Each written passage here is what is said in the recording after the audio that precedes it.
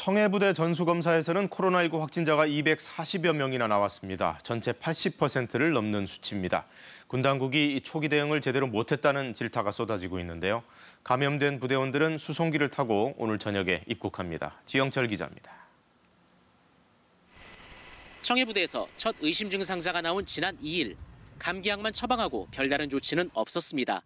8일이 지나 유증상자가 40명이 넘은 뒤 자체 간이검사 결과는 모두 음성이었습니다. 출항 때 가져간 항체 검사 키트를 썼는데 항체가 형성되고 나서야 양성이 나오기 때문에 초기 진단용으로는 쓰지 않습니다. 감염되고 나서 보통 한 2주 정도 뒤에 생겨요. 2주 뒤면은 바이러스 배출도 거의 끝나고 그때 진단하는 게 의미가 없잖아요.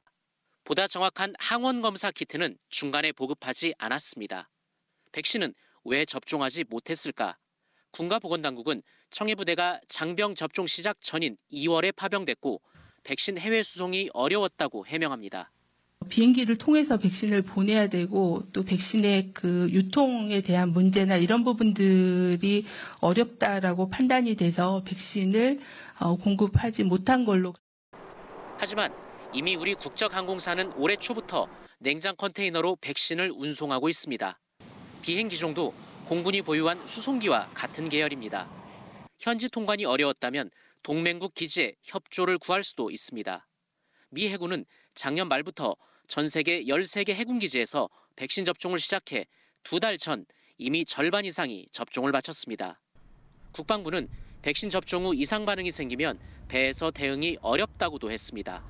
하지만 파병 기간 내내 바다에 떠 있었던 게 아닌데다 이번에도 현지 병원을 이용했습니다.